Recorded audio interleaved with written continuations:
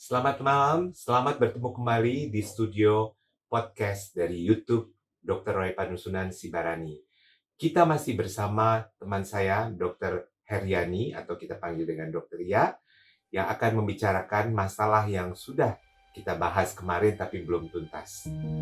Oke, teman-teman, silakan simak.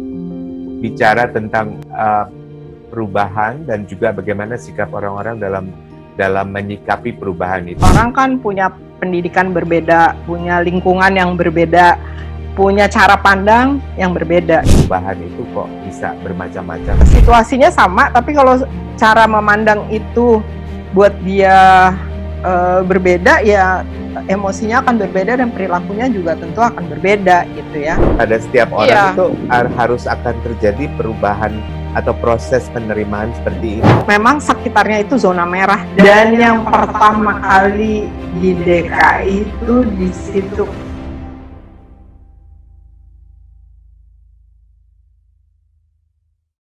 Salam kembali berjumpa dengan saya Dr. Evanusunan Sibarani, dan seperti yang saya ceritakan tadi, kita akan bertemu kembali dengan sahabat lama saya, seorang psikiater, Dr. Heriani, spesialis kedokteran jiwa konsultan, yang juga seorang dosen dan tenaga pengajar di FKUI.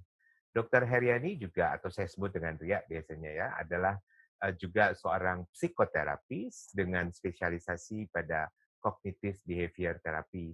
Dan kita akan banyak belajar nanti dari Dr. Ria, dan memang betul-betul saya kira ini akan banyak memberi kita inspirasi. Halo Ri, apa kabar? Baik. Sehat ya? Semangat ya? Alhamdulillah. Kayaknya kita matching tuh, bajunya hijau sama pink. Biar kontras. Kita nerusin pembicaraan yang kemarin ya. Pada waktu kemarin kan kita bicara tentang perubahan dan juga bagaimana sikap orang-orang dalam menyikapi perubahan itu. Misalnya ada orang yang takut sekali, seperti kayak lo punya hairdresser tuh sampai dia nggak berani keluar, padahal sebetulnya tidak terlalu harus seperti itu. Atau ada juga yang terlalu bodoh gue nggak, kan gue udah masih muda, atau gue nggak peduli deh, ini kan cuma virus kecil gitu. Nah, ini apa sih yang sebetulnya terjadi pada orang-orang seperti ini? Kenapa kok bisa perubahan itu kok bisa bermacam-macam gitu? Boleh diterangin nggak, Ri? Kan? Ya, karena ini, orang kan punya pendidikan berbeda, punya lingkungan yang berbeda, punya cara pandang yang berbeda gitu. Kayak lo sama gue ya? Nah, jadi kita kan agak sama ya.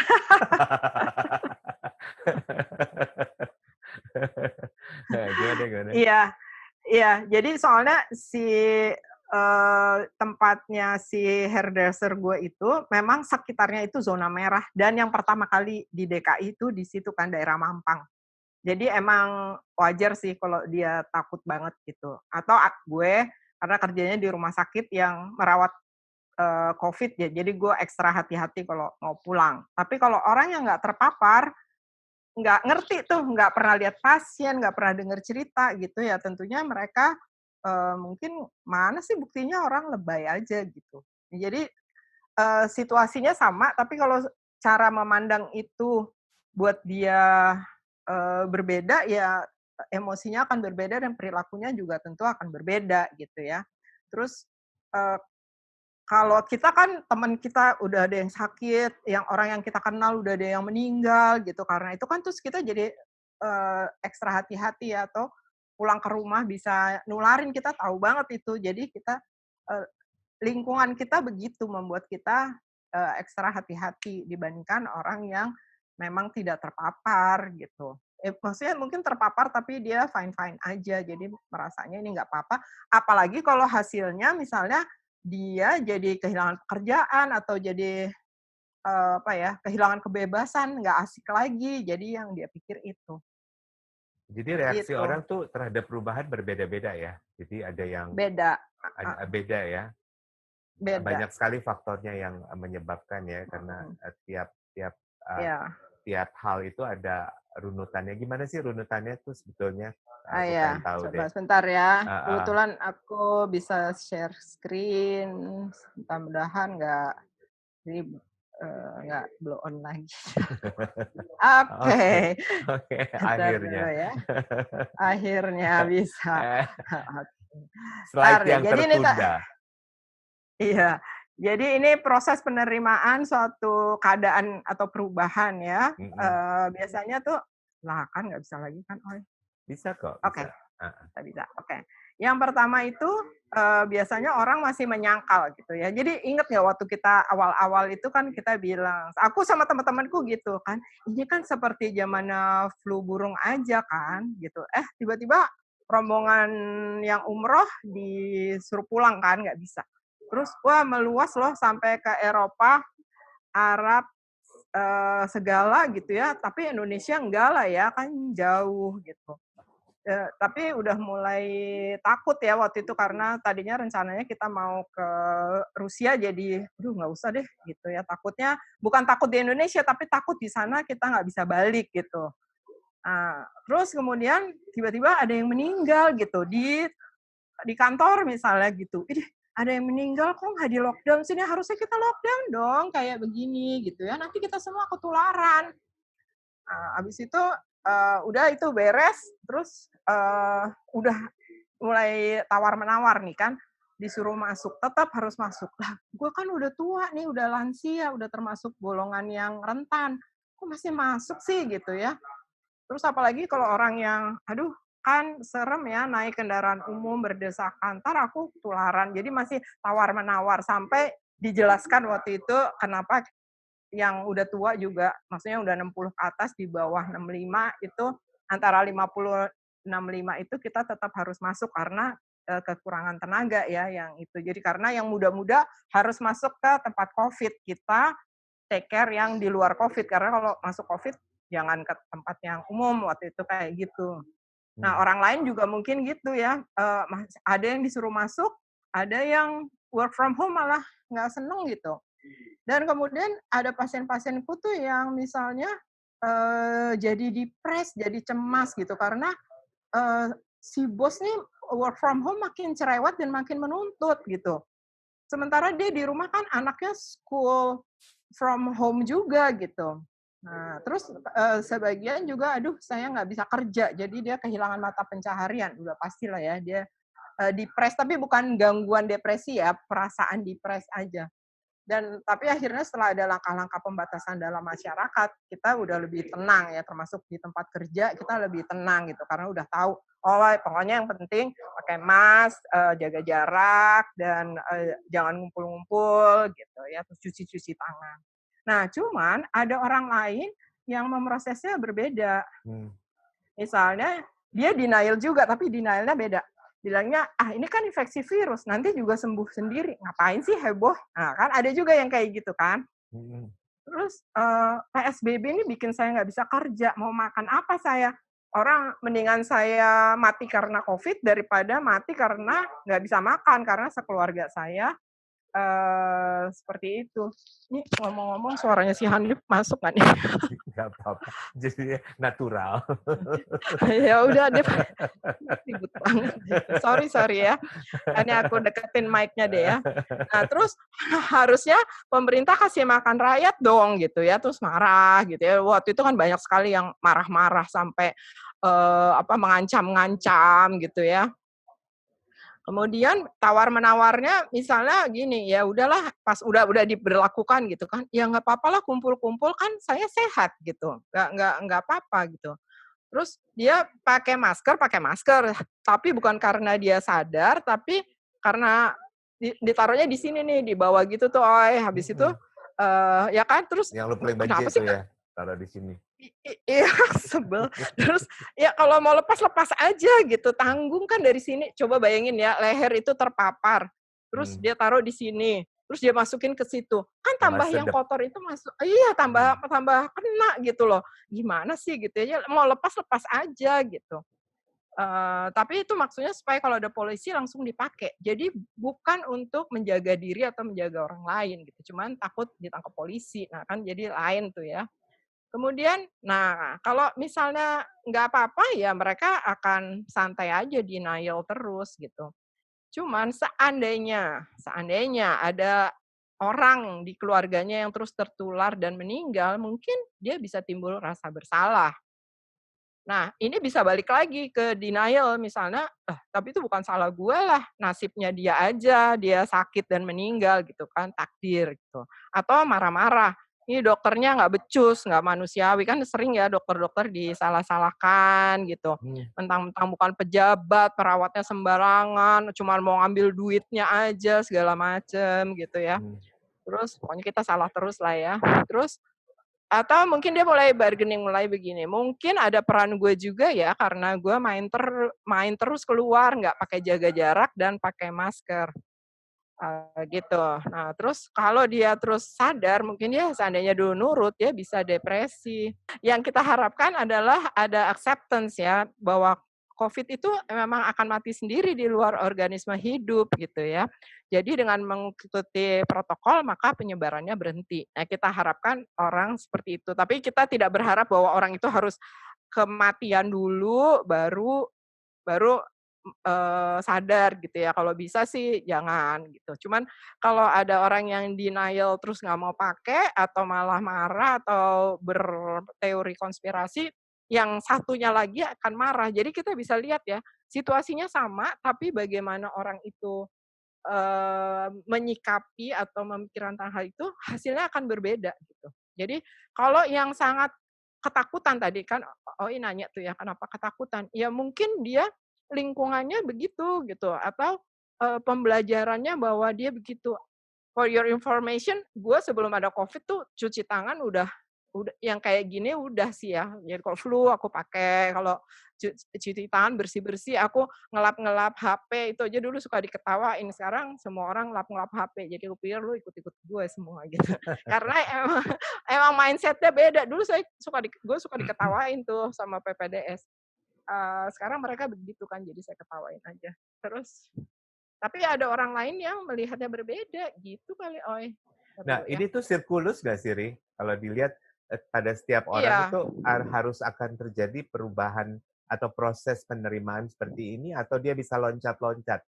Misalnya ya dia kadang-kadang bisa. marah, atau kemudian balik lagi denial, Iya marah, denial, iya marah, denial iya gitu ya? iya iya, terus aja nih bolak-balik gini, sampai yang diharapkan sampai ke suatu acceptance itu memang ada proses gitu, nggak kadang-kadang nggak perlu lewat depression yang lama, depres tuh Hmm. ya sedih gitu aja gitu ya, tapi, proses ini nih ada yang cepet sampai ke acceptance, ada yang di denial-nya aja lama banget gitu ya, kayak, ya atau berhenti di marah gitu. Ini bisa bolak-balik tentunya. Seperti tadi kan, dari bargaining berhenti aja dia di situ. Kemudian, sampai ada kejadian yang tidak menyenangkan mungkin baru dia itu pun dia masih denial ya, terus ya begitu deh. Jadi tergantung banyak hal sih, Oi. Hmm. Di titik mana nih kita bisa lakukan intervensi? Maksudnya misalnya di semua titik bisa untuk membuka pikiran mereka supaya mereka sadar sebetulnya jangan cuma di satu titik anger aja, tapi cobalah mencoba Mmm. ke bargaining, dan kemudian acceptance, jangan sampai ada depression-nya, karena depression pasti pengalaman yang buruk kan, pasti pengalaman yang buruk.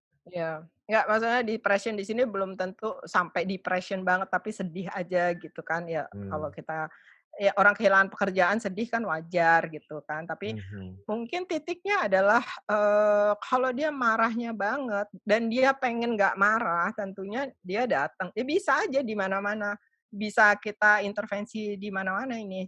Cuman intervensi itu maksudnya supaya, proses ini cepat sampai ke betul, acceptance ini gitu. mhm. Jadi diajar untuk melihat benar nggak sih pendapat lo itu, ada nggak kemungkinan benar nggak sih tingkah laku lo kayak gini nih menguntungkan apa enggak gitu ya.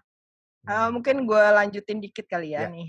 Nah mhm, nih kenapa gitu, karena hidup itu memang perubahan kan, ini kejadian ini kan juga perubahan gitu. Kebanyakan orang sih nggak ada masalah ya dengan perubahan, karena kita tiap hari memang berubah. Akan menjadi masalah kalau perubahannya tuh merupakan atau dipersepsikan sebagai suatu kehilangan. Nah, si pandemi ini memang menghasilkan perubahan besar ya, Oh ya. Udah gitu betul, datangnya mendadak, menyeluruh, kita nggak ngerti gitu. Kalau, denggi itu kan kita udah tahu bentuk ininya aja kayak pelana gitu, terus kita udah tahu yang penting, kasih cairan banyak. Tapi kalau Covid ini kan kemarin bilangnya begini, nggak taunya Betul. ada orang lain ngomongnya Begini, lain lagi.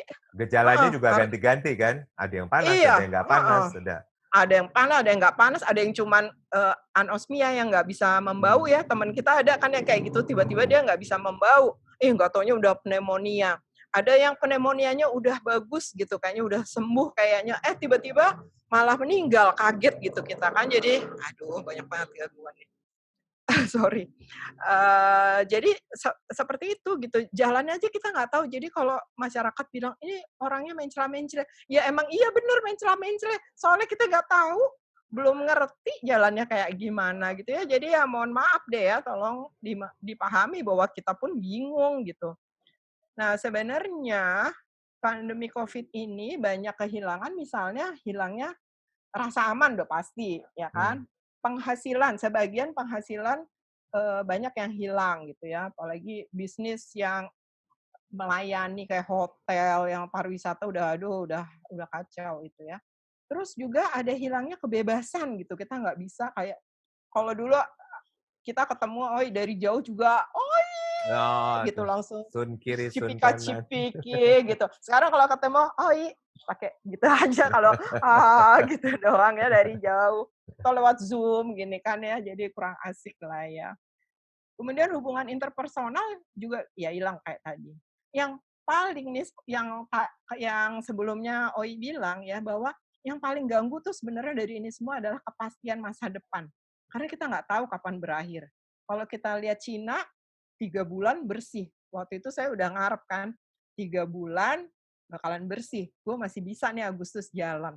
Ternyata sampai sekarang masih tinggi angkanya. Jadi wah, nggak bisa nih ya, kayaknya kita terpaksa, reschedule dan reschedule-nya kapan, nggak tahu juga, Ya, karena nggak tahu. Tahun depan udah bisa belum nih kita jalan gitu, belum tentu bisa gitu. Ya gitulah. Nah ini, hidup tuh emang perubahan gitu. Jadi kalau memang kita berubah, kita bisa, apa ya, berubah ke arah yang lebih baik gitu. Misalnya menghadapi kondisi ini, kita, pasti terganggu, pasti apa, tapi semuanya itu tergantung kita. Better or worse itu tergantung kita, pengennya mau ngapain. Jadi kayak misalnya kemarin tuh udah sebel banget ya, nggak bisa, tapi akhirnya aku bisa nge-Zoom, bisa webinar tuh pertama kali disuruh webinar tuh udah marah-marah melulu karena gaptek gitu ya.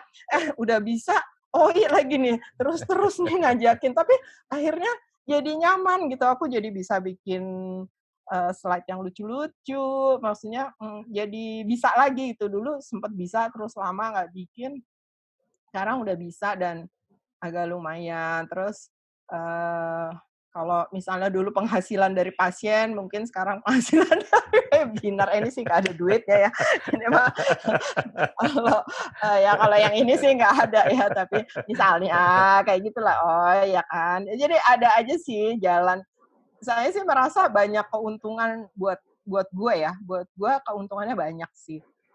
Satu yang paling enak tuh awal-awal itu adalah bisa bangun siang, makan santai, mindful, biasanya makan, dandan dan makan itu di mobil buru-buru pagi, ini enggak, santai gitu, habis itu baru kerja. Pokoknya enak gitu, bisa olahraganya pagi, bukannya pulang kerja gitu, di bawah matahari. Dan langitnya bersih misalnya kayak gitu. Itu aja buat saya udah senang banget gua, "Oi," gitu. Tapi ya setelah 5 bulan nih udah mulai bosen sih. Cuman ya udah mau gimana lagi lah daripada ya aku mikirnya ya kita masih bisa nolong orang gitu, itu kan juga kepuasan ya, Oi, bener Kak, Oi. betul. Nolong Mhm. iya, itu tuh, meaningful sih buat gue. Ya gitu. Yang jelas kita nggak bisa tinggal di satu tempat tuh terus-terusan, ya kan? Terus apa lagi? Oke, itu semua kaitannya dengan resiliensi sih, Oi. Ya, Jadi resiliensi itu orang tuh bisa tahan banting. Nah, tahan banting tuh bisanya apa sih? Kalau kita fleksibel dalam berpikir dan berespons. Kan tadi Oi nanya ya soal, apa sih cognitive behavior therapy itu ngapain aja? ya itu, kalau cara pandang kita terhadap satu hal tuh kaku, gitu-gitu aja caranya kita, menghadapi sesuatu, ya itu bikin susah gitu. Karena setiap keadaan tentunya memerlukan respons yang berbeda gitu, ya kan. Kadang kita ngalah, kadang kita harus asertif, kadang kita, ya udahlah gini dulu, nanti kapan-kapan cari jalan yang lain gitu. Jadi kalau makin fleksibel seseorang, mungkin makin nyaman sih menurut gua hidup ya. Nah ini gue mau cerita nih, ada orang nih namanya si Robert Finley ini dia ikut American Got Talent gitu. Dia itu tadinya, tentara, terus dia juga jadi carpenter gitu, karena dia harus menghidupi keluarga. Padahal passion-nya adalah musik, tapi musik waktu itu dia nggak bisa kan, karena dia, drafted drafted kan ke army gitu waktu itu. Nah, waktu dia tua, dia kena penyakit yang menyebabkan matanya buta. Kan nggak bisa ngapa-ngapain lagi, nggak bisa di army, nggak bisa kerja jadi carpenter, gitu. Nah, terus orang bisa aja loh terpuruk, dianggap, "Aduh sial banget sih gue," gitu. Tapi dia justru berpikirannya lebih beda gitu, dia pikir, "Wah ini kesempatan saya untuk, bisa mengejar impian saya," gitu. Terus dia ikut, American Got Talent, suaranya bagus banget gitu dan ternyata justru setelah dia buta, baru dia bisa dapat gitu. Jadi dia bisa mengubah situasi yang buruk justru menjadi kesempatan untuk berkembang. Gitu. Jadi ini yang, cognitive restructuring itu adalah seperti itu, melihat situasi dan kita, jangan terpuruk gitu, tapi coba cari kesempatan gitu. Di tengah musibah pasti ada. Nah, kalau in my own experience sih, kalau gue waktu itu nggak cancer ya, aku kan cancer Mhm. survival ya, udah 9 tahun alhamdulillah ya. Dulu tuh kan kerjaannya benar-benar untuk pendidikan, untuk melayani, research kadang-kadang. Eee, ya buat kerjaan aja gitu. Nah, suatu waktu kan aku kena cancer. Waktu aku mulai sembuh, aku diminta jadi, ketua kolegium waktu itu dan gue ngomong sama anak gue waktu itu, "Gimana ya, aku ambil apa enggak ya?" Terus anak gue bilangnya gini, "Bakalan sibuk nggak?" "Iya sih," gitu. "Oh ya kalau gitu nggak usah," dia bilang gitu. "Kenapa?" "Dari dulu kan pengennya mama tuh pengen nulis buku dan pengen traveling. Itu aja yang aku dengar dari aku kecil dan selama ini mama menyingkirkan itu untuk ngurus kami, ngurus, kakek neneknya, ngurus pekerjaan gitu. Terus udah sakit nih kayak gini, mau ditunda sampai kapan lagi mengejar impian? Oh ya udah, terus jadi tuh mantap aku mikirnya dan sejak saat itu tuh kalau gue nggak cancer, gue pasti masih sibuk kayak kemarin, pasti. Cuma karena sakit terpaksa berhenti, yang aku udah punya pengganti yang udah jago dan lebih jago dia, akhirnya jadi dia yang ngambil alih dan udah oke. Terus aku jadi orang merdeka dan sekarang gue banyak jalan-jalan seperti lo tahu. Iya. Jadi Jadi itu sebetulnya kita mengenal diri hikmahnya. sendiri.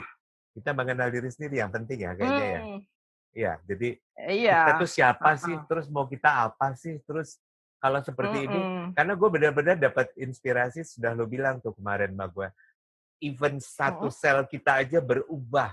Satu sel dari mhm, sekian miliar sel iya, yang ada di tubuh kita tuh dia berubah. mhm. Terus lo nggak mau menyesuaikan diri terhadap perubahan itu, kecuali si Ali. Karena si Ali selalu dia bilang dia umur 17 tahun. Dia "Lu udah Nggak apa-apa sekian tahun." nggak "Enggak, apa-apa. gua 17 tahun," dia bilang. Itu berarti di kepalanya dia, itu bagus juga loh, di kepalanya dia 17 dan anak 17 tahun tuh ngapain? Betul, Exploring. Jadi dia betul. nggak berhenti untuk exploring. Kalau gua exploring-nya dulu ke pekerjaan, sekarang exploring-nya ke yang dulu gitu, yang rasanya gue dulu pengen ke sini nggak bisa, ke sini nggak bisa, ke sini nggak bisa. Karena apa? Karena dulu mindset gue adalah pergi itu sekeluarga dan Mmm, ngakurin 4 orang mau pergi sekeluarga itu susahnya setengah mati. Sekarang gue nggak peduli, ini dream gue yang mau pergi gue. Ya udah lu pergi aja gitu. Jadi itu nyokap gue gitu, "Ngapain sih kamu tergantung orang lain?" gitu kan. "Lu mau pergi, pergi aja," gitu. Jalan aja sendiri. Nah, kalau kita udah jalan ternyata teman-teman, "Eh, lu di mana?" kapan-kapan jalan bareng gitu. Akhirnya jadi ada grup jalan-jalan gue gitu. Sekarang gue punya temen, tapi kalau misalnya dan temen gue tuh nggak satu grup. Kalau dia nggak tertarik misalnya ke Papua, males nggak, teman-teman gue yang jalan itu nggak suka misalnya ke Papua. Tiba-tiba ada aja ngajakin gue, Mbak yuk ke Papua yuk gitu. Nanti dari grup yang Indonesia, jalan-jalan Indonesia tuh punya temen untuk jalan-jalan ke yang pelosok-pelosok, yang orang-orang lain mungkin nggak mau gitu. Jadi buat gue itu berkah banget sih sebenarnya. Dan kalau gue waktu itu nggak SA, mungkin gue nggak gue nggak kayak gitu. Rena maaf dong, bisa dipelanin nggak? Rena, Rena, Rena. Dia kalau lagi gini, gue ribut dia marah. Satu tips lagi, Ri. Gimana Itu sih tadi, untuk lebih mempercepat itu restrukturisasi kita, jadi mengenal diri sendiri, kita tuh maunya apa. Ini ya, prayer ini ya? sebentar. Nah, ini nih misalnya ya. Ini bagaimana kita mampu accept the things that I cannot change. Misalnya saat itu ada sel-sel gue yang bandel gitu kan. Kayak ini sekarang ada COVID, memang ya udah ada kayak gitu ya, kita accept. Tapi kita punya courage untuk change the things I can. Biarin aja kalau orang lain nggak bisa, at least diri gue tuh bisa gue pakai masker. Itu yang bisa gue lakukan supaya gue nggak mentransmisikan virus gitu. And the wisdom to know the difference. Kadang-kadang orang bisa aja, udah aku nggak bisa kayak begitu gitu. Padahal sebenarnya masih bisa gitu ya. Jadi bagaimana caranya? Ya kita cari hal yang bisa diubah. Kalau yang nggak bisa diubah, misalnya kayak kita tua itu kita nggak bisa mengubah ya usia kronologis ya. Jadi kalau si Ali itu bilang dia 17, enggak lah, kita 62 lah ya. Kita 62. Itu nggak bisa diubah. Tapi yang bisa kita ubah apa? Mindset kita loh, Oi. Gitu. Kayak dia aku 62 tapi aku bisa begini-begini. Aku baru belajar naik gunung di umur 56 gitu. Ternyata bisa. Waktu muda gue nggak berani naik gunung karena nggak bisa. Ternyata oh ya aku bisa naik gunung, tapi ada hal-hal yang harus aku lakukan, olahraga, nurunin berat badan gitu kan. Ada hal yang harus kita lakukan, tapi bisa. Itu bisa kita ubah. Tapi kalau umur nggak bisa. Udah terima aja lah 62 tahun gitu. Nah, kan not bad lah ya. Kita 62 tahun kayak gini lah. Jadi benar nggak? Tapi nggak apa-apa deh. 62 tahun juga kita ada intergeneration yang masih bisa ngobrol sama mereka yang Gen Y, Gen Z, ataupun teman-teman yang lain yang saya kira akan mengikuti apa yang lo bilang, Turi. Iya. Ya kan kita ngikutin musik zaman sekarang kan bisa supaya kita nggak kudet gitu ya. Kita cuma taunya musik The Beatles atau apa ya zaman dulu tuh ya. Earth, Wind and Fire gitu. Kalian anak sekarang apaan Earth, Wind and Fire gitu. Tapi kalau dia ngomong Ed Sheeran gitu, oh ya gue juga tahu gitu. Karena itu bisa kita ubah gitu. Pengetahuan yang untuk gaul tuh bisa sih gitu. Tapi kita tetap tua sih. Nggak apa-apa.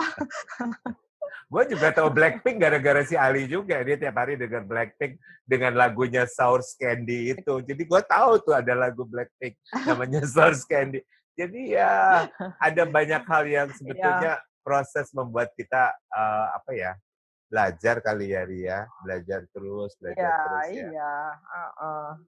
Ya gitulah, sama nih si COVID ini juga kita kan juga belajar. Tadinya kita panik-panik, aduh ini gimana. Sekarang kan udah tahu, pokoknya 3, social distancing, apa tadi,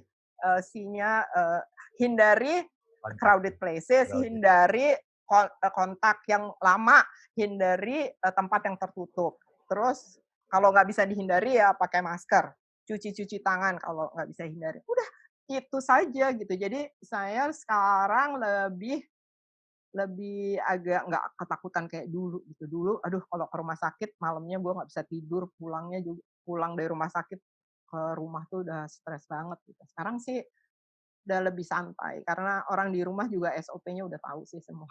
Jadi Suruh udah mandi kalau dulu. udah jadi iya, udah jadi habit semua. Kalau udah jadi habit, makanya namanya new normal ya. Jadi kalau udah jadi habit semua jadi mudah. Tapi kalau masih menolak itu jadi berat. Semua kalau kita menolak semua jadinya berat. Benar nggak, Oi? Ya betul, dan semua itu terjadi dalam semua orang sebetulnya. Semua orang, semua individu Mhm, mengalami perubahan, mengalami hal yang lo bilang tadi kan, runutan-runutan gini gitu. Tergantung kita mhm, mengenalnya apa tidak. Dan gua harapin sih ini nih di YouTube ini jadi mereka mengenal kan. Gue pikir mengenal diri sendiri itu kan paling bagus. Siapa kita? Apakah kita pejuang atau kita bukan pejuang? Dan semua orang itu mengharapkan mhm, pejuang, menjadi pejuang menurut gua untuk dirinya dan untuk orang lain gitu loh, Ri, kalau gua mhm. rasa. Dan gua rasa nih kita mesti lanjutin lagi ya nanti ya, teman-teman setuju Iya. ya kalau misalnya memang mau Oke melanjutkan, nih aku kita akan banyak bicara tentang masalah lain, tentang olahraga, Ri. Gue punya banyak sekali pertanyaan sama lo tentang bagaimana sih caranya merubah seseorang untuk betul-betul dia bisa bisa apa ya, bisa hidup jadi lebih perubahan lah, perubahan yang menyebabkan kita itu jadi ya paling nggak jadi lebih baik lah, karena perubahan itu selalu menuntut perubahan juga dari diri kita. Juga diet ya. iya, Jadi teman-teman jangan oke. lupa kita ini akan ada lagi acara percakapan lagi dengan Dokter Ria tentang hal-hal yang saya yakin pasti akan memberikan inspirasi terhadap teman-teman ataupun siapapun yang ingin mengetahui lebih banyak tentang kondisi uh, apa ya kita bilang, Ri, mental atau kondisi cara berpikir atau apa biasanya kita bilang? Iya, Mengenal diri mungkin sendiri. kita bilangnya gini aja, gimana supaya kita siap menghadapi perubahan barangkali gitu ya. Hmm. Jadi setiap hari kan ada perubahan. Jadi yang penting kita resilient. Nah, tadi itu ya, kita tahan banting, gimana supaya tahan banting, Hmm. gitu Oke. kali. Oke. Nanti kita tunggu dulu subscribe dan share dan pertanyaan ataupun komentar dari teman-teman sekalian. Ria, thank you banget. Nanti kita akan sambung lagi pembicaraan kita. Nggak terasa udah hampir 30 menit kita ngomong, padahal tadi kita rencananya 15 menit aja ya gitu. Taunya ternyata tetap menikmati pembicaraan lo, topik lo, dan gua rasa semuanya juga pasti akan menyukai topik-topik yang akan Kelamaan kita. ya. Enggak, tapi gue menikmati banget. Ada banyak sekali inspirasi-inspirasi di sini bagaimana perkembangan-perkembangan yang mestinya kita tahu. Jadi ya, jadi terima kasih banyak juga buat teman-teman viewers, terima kasih untuk share, untuk like, untuk komentarnya. Kami tunggu sekali lagi komentar dari teman-teman sekalian. Thank you Ria, Mantap. sampai ketemu lagi. Bye. Bye.